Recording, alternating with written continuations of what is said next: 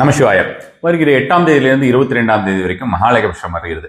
இந்த மகாலயபட்சத்துல எந்த மாதிரி எல்லாம் செய்யணும், அதே மாதிரி பார்த்தோம்னா அதோடைய சிக்னிபிகன்ஸ் எல்லாம் என்னென்ன, எப்படியும் எல்லோருமே கண்டிப்பான முறையில செய்ய வேண்டும் அப்படிங்கிறத பத்தி எல்லாம் ஒரு உரையாடலில் காளிகாம்பாள் கோவில் சிவாச்சாரியார் மிக தெளிவாகவும் அழகாகவும் விளக்கியிருந்தார். பலரும் அதை பார்த்து வந்திருக்கிறீர்கள். இது வரைக்கும் பார்க்காதவங்க யாராவது இருந்தாலும் கமெண்ட்ல பின் பண்றேன், டிஸ்கிரிப்ஷன்ல பின் பண்றேன், பார்த்துக்கோங்க.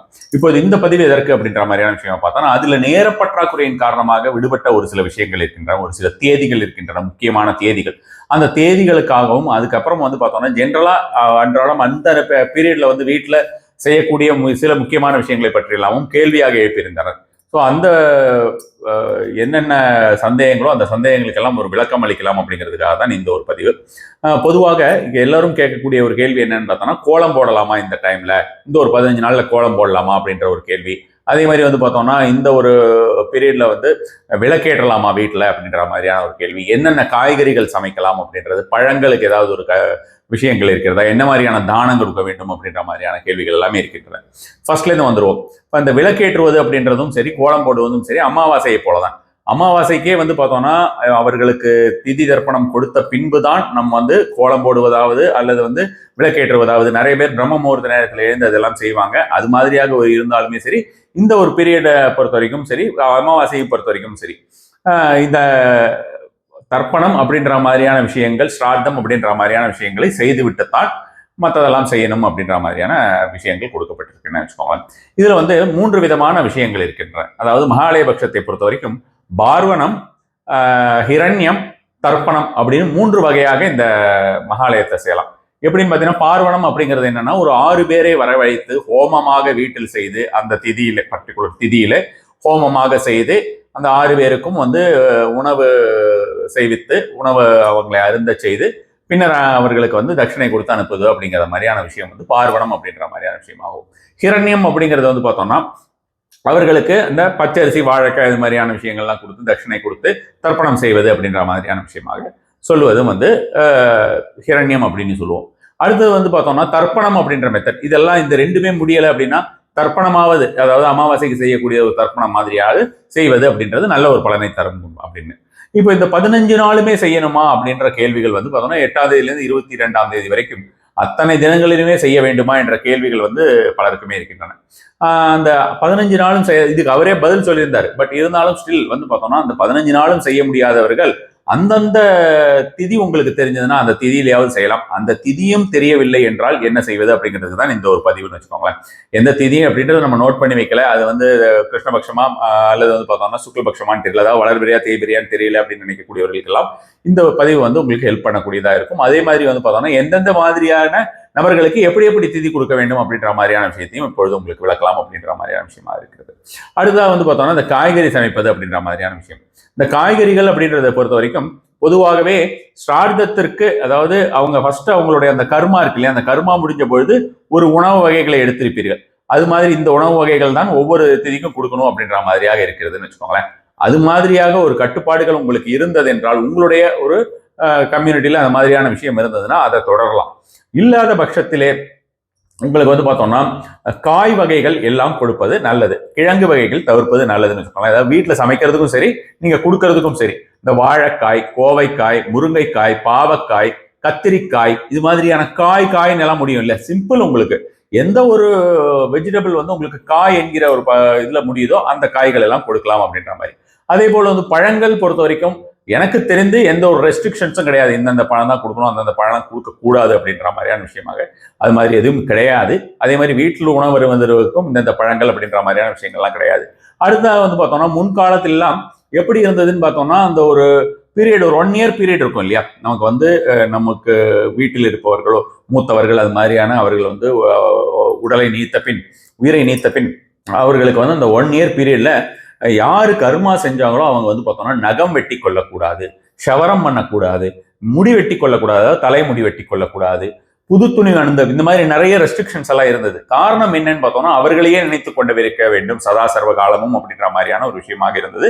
கோயில்களுக்கு போகலாம், வீட்டில் விளக்கேற்றலாம் அப்படின்ற மாதிரியான விஷயங்கள்லாம் அது ஃபர்ஸ்ட் அந்த சுபம்னு ஒரு பீரியட் சொல்லியிருப்போம். ஃபர்ஸ்ட் எடுத்தோன்னே உங்களுக்கு வந்து பார்த்தோம்னா அந்த ஈம கிரியைகள்லாம் முடிந்த பின்பு 13ஆம் நாளோ அல்லது 16ஆம் நாளோ சுபம் அப்படிங்கிற ஒரு தினம் இருக்கும். அது அந்த சுபம் அப்படிங்கிற தினத்துடைய ஒரு முக்கியமான விஷயமே என்னன்னா அந்த ஒரு 1 இயர் பீரியடுக்குள்ள உங்களுக்கு பார்த்தோம்னா ஏதாவது வீட்டில் ஏதாவது சுப நிகழ்ச்சிகள் நடக்க வேண்டும் அப்படிங்கிற காரணத்தினாலும் நடக்க வேண்டிய சந்தர்ப்பம் வந்தால் அதை நாம் தவிர விடக்கூடாது அப்படின்ற மாதிரியாகவும் அதுக்கான காரணத்தினாலே தான் சுபம் அப்படின்ற மாதிரியான விஷயமாகவும் கோயில்களுக்கெல்லாம் அந்த ஒரு நாளில் போயிட்டு வந்துட சொல்லுவாங்க. கோயில்களுக்கு போயிட்டு வந்துருங்க அப்படின்ற மாதிரி. இன்னொரு விஷயம் மெயினா பார்க்கும்போது இந்த ஒரு 1 இயர் பீரியட்ல ஃபர்ஸ்ட் இருக்கக்கூடிய அந்த ஒரு 1 இயர் பீரியடுக்குள்ள நாம வீட்டில் ஏதாவது ஒரு சுபகாரியங்கள் திருமணமாவது அந்த மாதிரியாக நாமளா நிச்சயத்து செய்யக்கூடியது, குழந்தை பிறப்பெல்லாம் நம்ம கையில கிடையாது இல்லையா? ஸோ அது மாதிரி நாமளா நிச்சயத்தை செய்யக்கூடிய ஒரு சுபகாரியங்களை கண்டிப்பாக செய்துவிட வேண்டும் அப்படின்ற மாதிரியான விஷயமாக சொல்லியிருக்கிறார்கள். காரணம் அந்த 1 இயர் பீரியட்ல அவர்களே நேரில் வந்து வாழ்த்துவார்கள், அவர்கள் மனம் குளிரும் அப்படின்ற மாதிரியான விஷயமாக எல்லாம் சொல்லுவார்கள். இந்த மாதிரியான விஷயத்தெல்லாம் நம்ம வந்து கடைபிடிச்சா போதும். அடுத்ததான் வந்து பார்த்தோம்னா தானம் அப்படின்ற வகை. தானம் அப்படின்ற ஒரு விஷயத்தை பொறுத்த வரைக்கும் பசுமாடுகளுக்கு, மனிதர்களுக்கு கொடுப்பது அப்படிங்கிறது இருக்காது, இருக்கவே இருக்கு, உங்களுக்கு தெரிஞ்சிருக்கும். உணவு வகைகள் நம்ம வந்து கொடுக்குறோம் அப்படின்றது நான் இப்ப சொன்ன மாதிரியான விஷயங்கள். வீட்லயே சமைச்சு செஞ்சு போய் ஏதாவது கொடுக்கறது, முதியோர் இல்லத்தில் கொடுப்பது, பிச்சை புகுவோருக்கு கொடுப்பது, இந்த மாதிரி எது கொடுத்தாலுமே நமக்கு வந்து அதுக்கு உண்டான ஒரு நல்ல ஒரு விஷயம் தான் நம்ம கொடுக்கறது அப்படின்றது. அடுத்தா வந்து பார்த்தோம்னா பசுமாடுகளுக்கு அகத்திக்கீரை கொடுப்பது நேரடியாக அவர்களை சென்றடையும் அப்படின்ற மாதிரியான விஷயமாகவும் சொல்லியிருக்கிறார்கள். அதனால அகத்திக்கீரை, இப்ப இந்த அகத்திக்கீரை விஷயத்துல ஒரு விஷயம் கிளியர் பண்ண வேணும். சென்னையை பொறுத்த வரைக்கும் பார்த்தோம்னா மசால் கீரைன்னு ஒன்று இருக்கு, அகத்திக்கீரைன்னு ஒன்று இருக்கும். இந்த மசால் கீரை அப்படிங்கிறது பார்த்தீங்கன்னா ரோட்ல எல்லாம் போட்டு வித்துட்டு இருப்பாங்க, பாரிஸ்ல அதிகமாக கிடைக்கும். அதே போல வந்து பார்த்தோம்னா ஒரு சில பசுமடங்களுக்கு பக்கத்துல எல்லாம் அது இருக்கும். அது வந்து அகத்திக்கீரையை போலவே இருக்கும், ஆனால் அகத்திக்கீரை கிடையாது, அது மசால் கீரை. அது நீங்க அந்த கீரை யார் அவங்க கொண்டு வந்து தராங்களோ அவங்க கிட்ட கேட்டாதான் சொல்லுவாங்க. சாதாரண விற்கிறவங்க கிட்ட கேட்டானா அவங்க வந்து அகத்திக்கீரை தான் அப்படின்னு சொல்லுவாங்க. அது அகத்திக்கீரைன்னு சொல்லி தான் வித்துக்கிட்டு இருக்காங்க. அது அகத்திக்கீரை கிடையாது. அகத்திக்கீரை என்பது நாம் உணவு சமைப்பதற்காக கீரை கடைகளில் கிடைக்கும் பாத்துங்க, தனியா வச்சிருப்பாங்க, அதுதான் அகத்திக்கீரை. ஸோ இதை கொடுக்கக்கூடாதா அப்படின்றதுக்காக இல்லை, டிஃப்ரென்ஸ் என்ன அப்படின்றது உங்களுக்கு சொல்றேன். நம்ம கொடுக்கறது வசதியாவே கொடுக்கலாம் இல்லையா? எந்த ஒரு விஷயத்தையும் நம்ம முன்னோர்களை இணைத்து செய்ய போகிறோம், அதை வசதியாகவே செய்யறது அப்படின்ற மாதிரியான விஷயமாக சொல்றது. அதே மாதிரி சர்க்கரை பொங்கல் எல்லாம் கூட கொடுக்கலாம்னு வச்சுக்கோங்க. பசு மாடுகளை பொறுத்த வரைக்கும் அதுவும் ஒரு நல்ல ஒரு பலன் தரக்கூடியதாக இருக்கும். இப்போ எந்தெந்த நாட்களிலே எந்தெந்த டேட் சொல்றேன், நோட் பண்ணி வச்சுக்கோங்க. ஸோ எந்தெந்த டேட்ல எந்தெந்த மாதிரியான விஷயங்களை நாம் வந்து கண்டிப்பாக செய்ய வேண்டும் அப்படின்ற மாதிரி. இப்போ அகைன் நான் வந்து இந்த ஒரு 15 நாள் அப்படின்ற மாதிரியான விஷயத்தில் பொறுத்த வரைக்கும் ஒரு நாளாவது செய்யுங்கள் அப்படின்னு அவரும் சொல்லியிருந்தார். அதே தான் இந்த ஒரு விஷயமும், ஒரு நாள் செஞ்சா கடைசி வரைக்கும் செஞ்சுதான் ஆகணும் அப்படின்ற மாதிரியான விஷயமாக எல்லாம் கிடையாது. அதே மாதிரி அது மாதிரியான விஷயமாக செய்ய வேண்டி இருக்குமோ அப்படின்னு நினைச்சிட்டு அதை தவிர்ப்பதும் வந்து தேவையில்லாத ஒரு விஷயம்னு வச்சுக்கோங்களேன். மெயினா வந்து டேட் அப்படின்னு பார்க்கும்போது 12/9/2025 மகாபரணி. இந்த மகாபரணி அப்படின்ற ஒரு தினத்தில் பொறுத்த வரைக்கும் கண்டிப்பாக செய்வது அப்படின்ற விஷயத்துல என்ன ஒரு பலன் அப்படின்னு பாத்தீங்கன்னா, கயை ஸ்ரார்த்தம், கயாவிலே வந்து நாம் வந்து ஒரு ஸ்ரார்த்தம் கொடுத்தோம் என்றால் எப்படி அது முன்னோர்களை உடனடியாக சென்றடையும் என்று சொல்கிறோமோ, அதே மாதிரி ரொம்ப ரொம்ப ஒரு மேல்நிலைக்கு அவர்களை கொண்டு செல்லும் என்று சொல்கிறோமோ அதற்கு இணையானது மகாபரணியிலே செய்வது அப்படின்ற மாதிரியான விஷயமாக சொல்லியிருக்கிறார்கள். அதனால அந்த மகாபரணி தினம் அப்படின்ற மாதிரியான ஒரு தினத்தை மிஸ் பண்ணாம இருக்கிறது பெட்டர். அடுத்ததாக வந்து பார்த்தோம்னா 14ஆம் தேதி மத்தியாஷ்டமி. இந்த மத்தியாஷ்டமி தினத்திலும் செய்யலாம். அதாவது திதி தெரியாதவங்களுக்கு இந்த விஷயம் எல்லாம் சொல்றேன். திதியே எனக்கு தெரியாதுன்னு நினைக்கக்கூடியவர்கள்லாம் ஒரு நாள் தான் செய்ய போறோம் அப்படின்னு சொல்றவங்களுக்கெல்லாம் இந்த ஒரு விஷயத்தை நீங்கள் எடுத்துக்கொள்ளலாம். 15ஆம் தேதி மகாவியாதிபாதம். ஸோ இந்த ஒரு தினத்தில் செய்வதும் நல்ல ஒரு பலனை தரக்கூடியதாக இருக்கும். அடுத்தது வந்து பார்த்தோம்னா 19 கஜச்சாயா. இந்த 4 நாள் 12, 14, 15, 19 திதி தெரியாதவங்களுக்கெல்லாம். அடுத்ததாக ஒரு இருக்கக்கூடிய ஒரு விஷயம், சன்னியாசியாக இருந்து மரணித்தவர்கள் இருப்பார்கள் அல்வா, அது மாதிரி. அதாவது சன்னியாசம் வாங்கி கொண்டு ஏதேனும் இடத்திலே சன்னியாசம் வாங்கி கொண்டு, பேச்சுலரா இருக்கிறத பத்தி சொல்லல, பிரம்மச்சாரிகளை பத்தி சொல்லவில்லை, சன்னியாசம் வாங்கி கொண்டு இருப்பவர்களுக்கு. அப்படி சன்னியாசம் வாங்கி யாரேனும் இறந்திருந்தால் அவர்களுக்கு செய்யலாம் அப்படின்ற மாதிரி. அது வந்து உங்களுக்கு ஏற்கனவே நம்ம அவரும் சொல்லியிருந்தார். பொதுவாக இந்த மகாலய பட்சத்துல இருக்கக்கூடிய ஒரு மிகப்பெரிய ஒரு நல்ல விஷயம் என்னன்னா, நம்ம வந்து யாருக்காக வேணாலுமே நம் திதி கொடுப்பது அப்படின்றது இந்த ஒரு டைம்ல செய்யலாம். சன்னியாசிகளாக இறந்தவர்களுக்கு 18ஆம் தேதி செய்வது நல்ல ஒரு பலனை தரக்கூடியதா இருக்கும். அதே போல வந்து அகால மரணம் அப்படிங்கிறது ஆக்சிடென்ட் டெத், அல்லது வந்து பார்த்தோம்னா தனக்குத்தானே அதாவது ஆத்மஹத்யா, அதாவது தற்கொலை செய்து கொள்பவர்கள், ஏதாவது ஒரு ரூபத்திலே தற்கொலை செய்து கொண்டிருக்கிறார்கள் அப்படின்ற மாதிரி இருப்பவர்களுக்கு எல்லாருக்குமே 20ஆம் தேதி செய்கிறது அப்படின்றது நல்ல பலன் தரும். உங்களுக்கு வந்து திதி தெரியல, இந்த ஆல்ரெடி நான் வந்து 12ஆம் தேதி, 14ஆம் தேதி, 15, 19 இந்த 4 தேதி சொல்லியாச்சு. அந்த தேதிகளிலே செய்யலாமா அப்படின்னு கேட்டா அந்த மாதிரி ஒரு தற்கொலை செய்து கொண்டு அவர்கள் தன்னைத்தானே மரணத்தை தேடிக்கொண்டு போனவர்களுக்கெல்லாம் இந்த 20ஆம் தேதி செய்யறது ரொம்ப ரொம்ப நல்லது. இதெல்லாம் விட அது நல்ல ஒரு டைம். அதனால அந்த ஒரு விஷயத்தையும் ஞாபகத்தில் வைத்துக் கொள்ளுங்கள். அதே போல் பார்த்தோம்னா, மனைவியானவள் கணவனுக்கு செய்ய வேண்டும் என்று நினைக்கிறாள். அதாவது பார்த்தோம்னா இதுல கமெண்ட்லயே ஒருத்தர் கேட்டிருந்தார், பெண்களே இல்லாத ஃபேமிலியில என்ன பண்றது அப்படின்ற மாதிரி. இதுல பெண்களே இல்லாத ஃபேமிலி, ஆண்களே இல்லாத ஃபேமிலியில என்ன பண்றது அப்படின்ற மாதிரி, பெண்கள் தான் இருக்கிறார்கள் என்றால் என்ன செய்வது அப்படின்ற மாதிரி, குழந்தைகளே இல்லாதவர்களுக்கு என்ன செய்வது அப்படின்ற மாதிரியான விஷயங்கள்லாம் கேட்டிருந்தாங்க.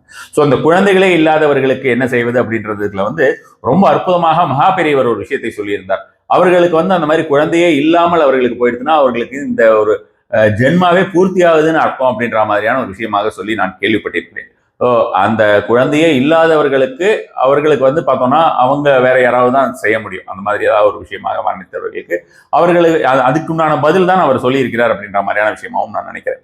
ஸோ இப்போ பெண்ணானவள் தன்னுடைய கணவனுக்கு செய்ய வேண்டும் என்று நினைக்கும் பொழுது யாரேனும் வரித்து, அதாவது அதற்கு தகுந்த செஞ்சு கொடுப்பாங்க இல்லையா, அவங்கள வர வச்சு அதை செய்யறது அப்படின்றது பார்த்தோம்னா அதுவும் சரி. அதே போல் பிரம்மச்சாரிகளாக இருப்பார்கள். பிரம்மச்சாரிகள்லாம் கல்யாணமே பண்ணிக்காம இருப்பாங்க, அல்லது இது வரைக்கும் கல்யாணம் ஆகலை. அவங்க அவங்க வீட்டில் இருக்கிற அவங்க தாய் தந்தையருக்கு செய்ய வேண்டும் அப்படின்ற மாதிரியான ஒரு முறை இருக்கிறது. ஸோ அப்போ அந்த மாதிரி அவங்களுக்கு செய்யணும். கல்யாணம் ஆகலை அப்படின்ற மாதிரியாக இருப்பவர்கள் எல்லாம் எந்த தினத்திலே செய்ய வேண்டும் என்றால் 21ஆம் தேதி செய்ய வேண்டும். இதெல்லாம் தான் ரொம்ப ரொம்ப முக்கியமான தேதிகள். இதை ஒரு தடவைக்கு 2 தடவை கூட நீங்க பார்த்துக்கோங்க. சொல்றதுல எதுவும் கன்ஃபியூஷன் வேண்டாம். குறிப்பாக கடைசியா சொன்ன ஒரு விஷயத்துல அந்த ஒரு விஷயத்தை மீண்டும் ஒரு முறை கேட்டால் கூட உங்களுக்கு தெளிவு பிறக்கும் என்று நம்புகிறேன். அடுத்ததாக பார்த்தோம்னா, நம்மளுடைய வேதங்களிலோ அல்லது இந்த ஒரு மகாலயபட்சத்தை பொறுத்த வரைக்கும் அக்னி புராணம், மத்ய புராணம், பிரம்ம புராணம், விஷ்ணு புராணம் என்று பல்வேறு புராணங்களிலேயும் இதை பத்தி ரொம்ப ரொம்ப வசதியா சொல்லப்பட்டிருக்கக்கூடிய விஷயம்னு வச்சுக்கோங்களேன். நிறைய விஷயங்கள் எடுத்து காட்டலாம், ரொம்ப நீண்ட பதிவாக போய்விடும். ஸோ இதுல பிரதமையில பண்ணினா கடன் தீரும், அடுத்தது துதியையில பண்ணினா பணம் சேரும், திருதியையில பண்ணா தங்கம் சேரும், இப்படியெல்லாம் நிறைய பதிவுகள் வரும் உங்களுக்கு யூடியூப்ல. இது மாதிரியான விஷயங்கள்லாம் ஒரு மாடர்ன் இன்டர்பிரிட்டேஷன்ஸ் தானே தவிர இது போல ஒரு இருக்கக்கூடிய விஷயங்களுக்கு எந்த ஒரு ப்ரூஃபுமே உங்களுக்கு வேதத்திலோ அல்லது புராணங்களிலோ தர்ம சாஸ்திரங்களிலோ இந்த மாதிரியான விஷயங்களுக்கு எந்த ஒரு ப்ரூஃப்மே இருக்கிற மாதிரி, ஒரு எவிடன்ஸ் இருக்கிற மாதிரியான விஷயமாக தெரியவில்லை. மாடர்ன் இன்டர்பிரிட்டேஷன்ஸ் அதுல நிறைய பேர் இந்த ஒரு டைம்ல நிறைய வியூஸ் போகணும்னோ அல்லது வேற ஏதாவது காரணத்திற்காகவோ அதிகப்படியாக இந்த மாதிரியான விஷயங்கள் எல்லாம் எழுதி நிறைய விதவிதமா என்னென்னவோ போட ஆரம்பிச்சிட்டாங்க.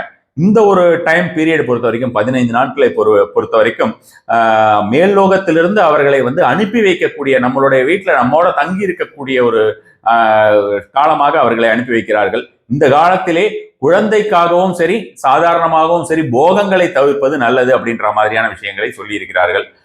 வழக்கம் போல நான் வெஜிடேரியன், அப்புறம் ஆல்கஹால் பழக்கம் யாருக்காவது இருந்தால் அந்த மாதிரியான விஷயங்கள், வேற டாக்ஸின்ஸாக இருந்தால் அதெல்லாம் இல்லாமல் இருப்பதுங்கிறது ரொம்ப நல்லது. நம்ம வீட்டில் பெரியவங்களுக்கு முன்னால அப்படியே நமக்கு அந்த மாதிரி ஏதாவது ஒரு பழக்கம் இருந்தாலும் பெரியவங்களுக்கு முன்னாலாம் செய்ய மாட்டோம் இல்லையா.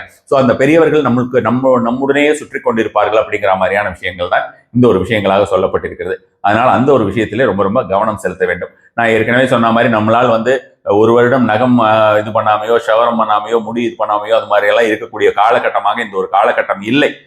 அதற்கு பதிலாக இந்த மாதிரியான சின்ன சின்ன விஷயங்களாக நம்ம செய்வது அப்படின்றது நமக்கு ஒரு நல்ல விஷயத்துக்கு கொண்டு போய் செலுத்தும்னு வச்சுக்கோங்களேன். நம்மளையும் சரி, நாம செய்யக்கூடிய ஒரு விஷயத்தை பார்த்தா நம்மளுடைய சந்ததிகள் எல்லாத்தையுமே அந்த ஒரு வழிபட்டு கொண்டு வருவார்கள். ஸோ அந்த விஷயத்திற்கும் இது ஒரு நல்ல ஒரு பலன் தரக்கூடியதா இருக்கும். அதை விடுத்து சில பேர் பார்த்தோம்னா இந்த நேரத்திலே இதை இந்த வெத்தலை எடுத்து பாக்கில் வச்சு மடிச்சு வச்சா உடனே அதை அவங்க பார்த்துருவாங்க, ஏலக்காய் எடுத்து ஒழிச்சு வச்சா இவங்க பார்த்துருவாங்கங்கிற மாதிரியான விஷயத்தை எல்லாம் நம்ப வேண்டாம். அதற்கு உண்டான ப்ரூஃப் எல்லாம் எதுவும் கிடையாது. இந்த மாதிரியான விஷயங்களிலே கண்டிப்பாக விளையாடக்கூடாது. கண்ணா பின்னான்ற மாதிரியான டைட்டில் எல்லாம் போட்டு இது மாதிரியான விஷயங்களை இருக்கக்கூடியவர்கள் நிறைய இருக்கிறார்கள். ஸோ அந்த மாதிரியான விஷயத்திற்கு விழுந்து விடாதீர்கள் என்று சொல்லிக்கொண்டு இத்துடன் நான் இந்த ஒரு விஷயத்தை நிறைவு பெறுகிறேன். கண்டிப்பான முறையிலே அனைவருக்கும், உங்கள் அனைவருக்குமே முன்னோர்களுடைய பித்ருக்களுடைய ஆசிகள் அனைத்துமே உங்களுக்கு கிடைக்க வேண்டும். எந்த ஒரு அவர்களுக்கு மன கஷ்டம் இருந்தாலும் அதெல்லாம் போக்கக்கூடிய, அவர்கள் வாழ்ந்த காலத்திலே இருந்த போது நம்மளால ஏதாவது அவர்களுக்கு மன கஷ்டம் ஏதாவது இருந்தாலோ, உடல் கஷ்டம் ஏதாவது இருந்திருந்தாலோ அவையெல்லாம் தீர்க்கக்கூடிய ஒரு காலகட்டமாக இந்த ஒரு காலகட்டம் இருக்கும். அதை உபயோகப்படுத்திக் கொள்ளுங்கள். நமஸ்காரம்.